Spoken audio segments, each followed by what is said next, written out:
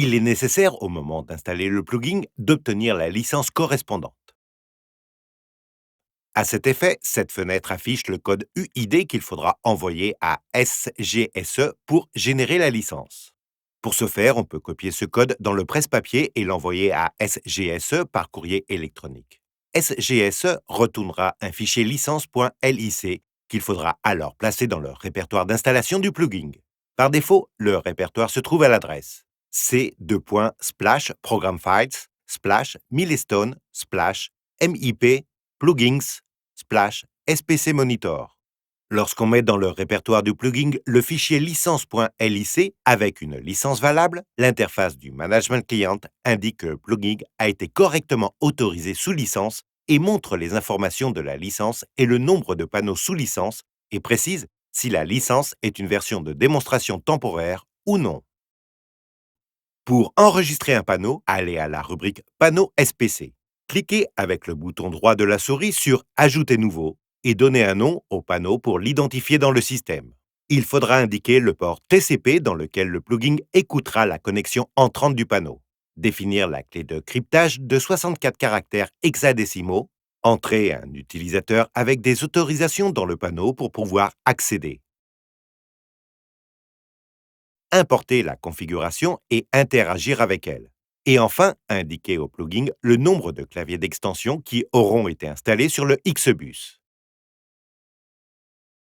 Une fois le plugin configuré, il sera nécessaire de configurer le panneau pour qu'il communique avec Milestone en utilisant le protocole FlexC. À cet effet, il faudra créer un ATP dans le panneau avec les données du serveur d'événements et les paramètres qu'on viendra de configurer, adresse IP et port d'écoute du plugin. Pour un bon fonctionnement, il est recommandé que l'interface ATP soit configurée en Ethernet de catégorie 5.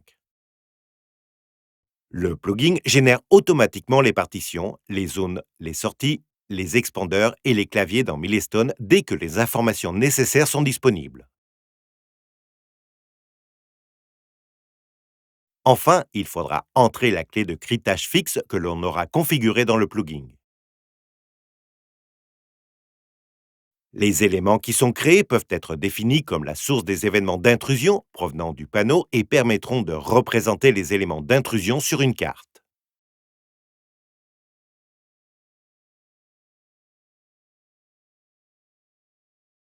Une fois le panneau configuré et les éléments créés dans Milestone, on peut spécifier le type de détecteur associé à chaque zone. Il est possible de choisir entre un détecteur volumétrique, un détecteur à contact magnétique, un détecteur de bris de verre, un bouton panique ou un détecteur sismique. Le type de zone détermine l'icône qui s'affichera sur la carte lorsque la zone aura été ajoutée.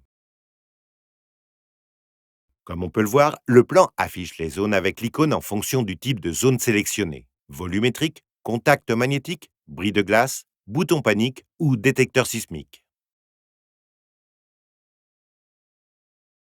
Le plugin crée automatiquement le nombre de claviers et d'expandeurs Xbus que l'on a indiqué lors de l'enregistrement du panneau. Si l'on veut que les alertes provenant du bus soient associées aux éléments correspondants dans Milestone, il est nécessaire de configurer l'adresse que ces éléments ont dans le Xbus.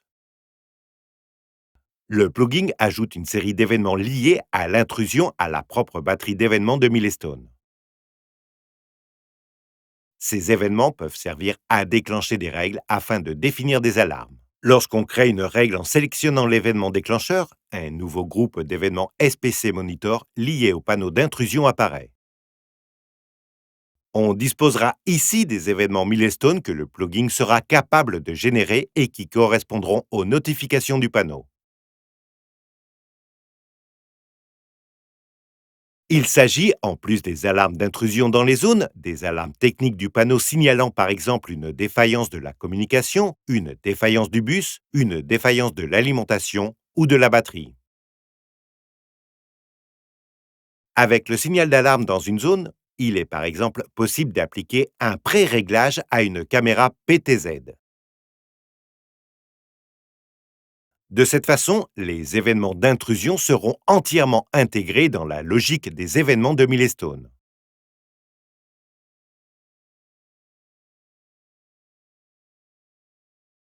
De la même façon, il est possible de définir des alarmes en fonction des événements d'intrusion que le plugin contient. On crée le groupe SPC Monitor Events où l'on peut alors sélectionner n'importe lequel des événements.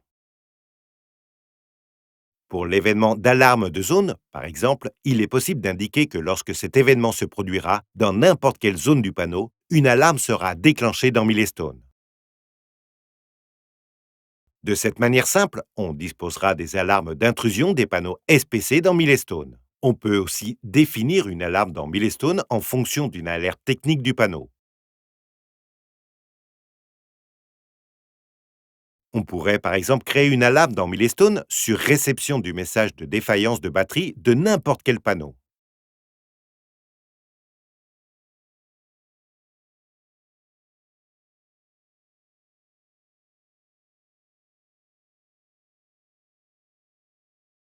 Lorsqu'on définit une alarme, on peut lui associer une caméra. De cette façon, lorsqu'une alarme est déclenchée dans une zone donnée, par exemple la zone 1, on aura une vidéo associée dans le Milestone.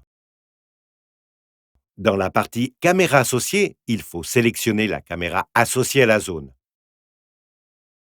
de sorte que lorsqu'une alarme se produira, on aura prévisualisation de la vidéo dans l'interface Smart Client.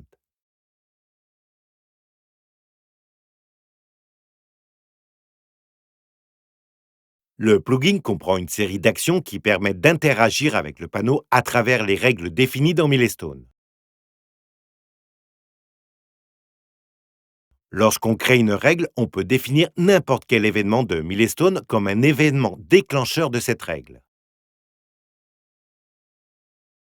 L'action qui sera produite par l'activation de cette règle permettra d'interagir directement avec le panneau d'intrusion.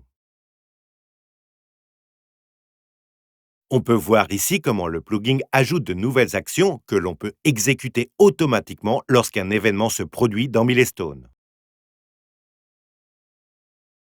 On peut armer et désarmer le panneau, le mettre en mode silencieux, activer des alertes, armer et désarmer une partition, modifier l'état d'inhibition ou d'isolation d'une zone, restaurer une zone et activer ou désactiver les sorties du panneau.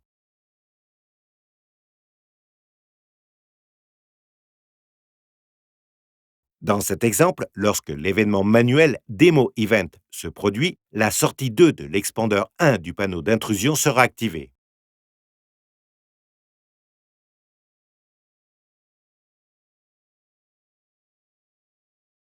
Le plugin permet également d'appliquer des autorisations d'utilisateurs Milestone sur les différents éléments d'intrusion.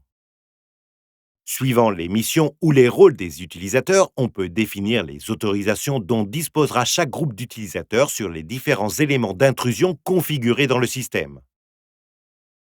Cela permet d'indiquer si les utilisateurs correspondant au rôle considéré ont des droits de lecture ou de gestion sur les différents éléments. S'ils disposent de droits de gestion, ils pourront activer ou désactiver des sorties, travailler sur l'état d'inhibition des zones et armer ou désarmer des partitions. Cette configuration peut s'effectuer de façon globale sur toutes les partitions, zones ou sorties d'un panneau donné ou individuellement sur chacune des zones, partitions ou sorties. Dans ce cas, l'utilisateur pourrait inhiber la zone 1 mais pas la zone 2.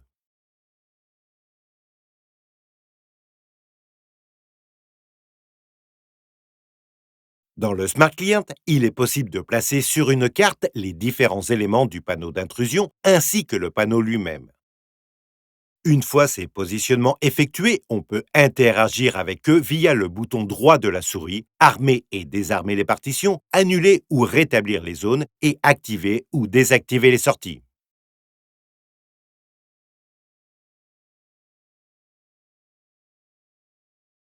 Pour ajouter des éléments d'intrusion à une carte, il faut accéder au mode de configuration du Smart Client.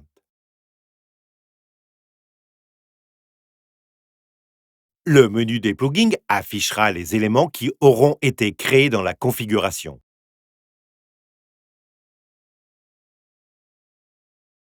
Partition, zone, sortie, clavier et expander. Pour les ajouter à la carte, il suffit de les faire glisser.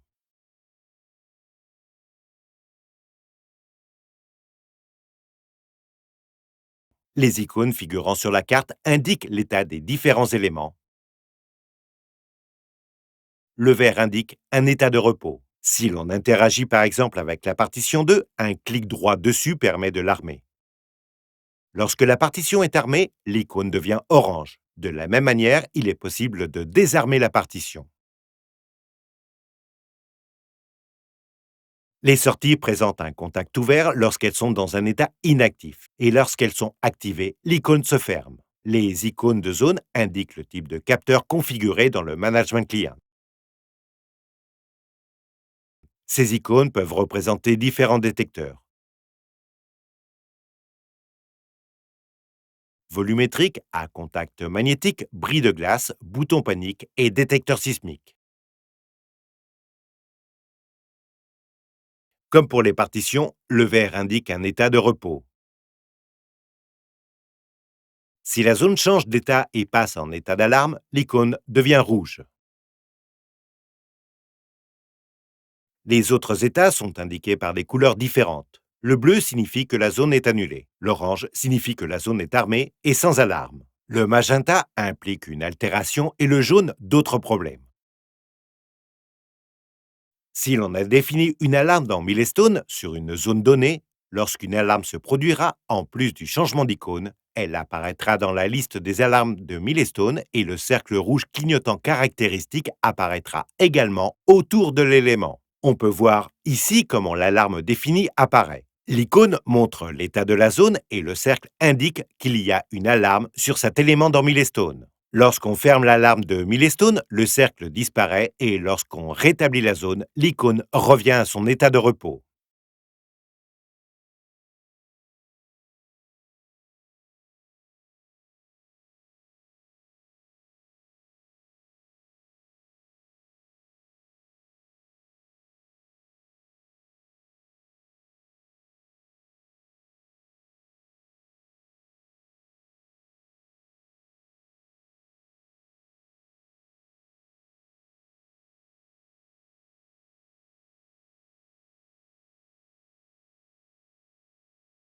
Les autres actions qu'il est possible d'effectuer sur les éléments d'intrusion sont, dans le cas des zones, l'inhibition, la désinhibition, l'isolation, la désisolation et la restauration de zone.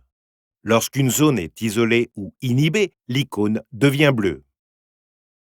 Pour agir sur le panneau dans son ensemble, un clic droit sur l'icône du panneau permet d'armer ou de désarmer complètement le système, de régler l'heure, d'accepter les alertes existantes ou de couper les sirènes.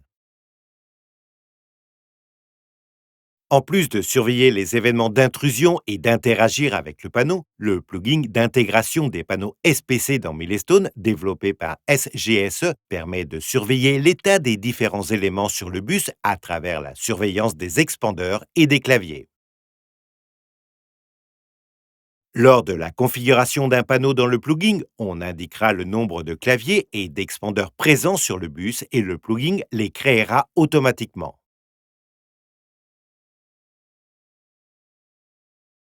Pour associer les événements à l'élément correspondant, il sera nécessaire d'attribuer manuellement l'adresse du Xbus à chaque élément. Par défaut, les éléments sont créés avec des adresses corrélatives. Il est également possible d'attribuer un nom aux différents éléments afin de mieux les identifier dans le système.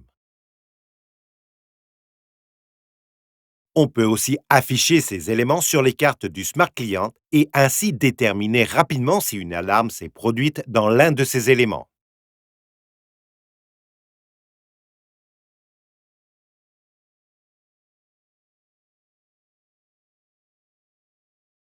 Les différentes alertes qui peuvent survenir sur un élément du Xbus SPC peuvent être définies comme des alarmes dans Milestone.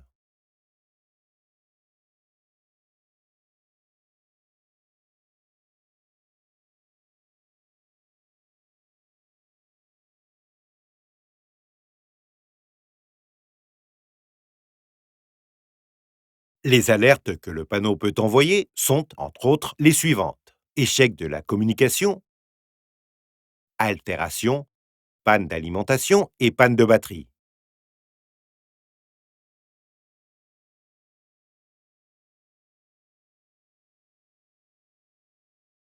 Si l'alerte que l'on reçoit correspond à une adresse du bus pour laquelle aucun élément n'a été défini dans Milestone, l'alerte sera associée au panneau lui-même.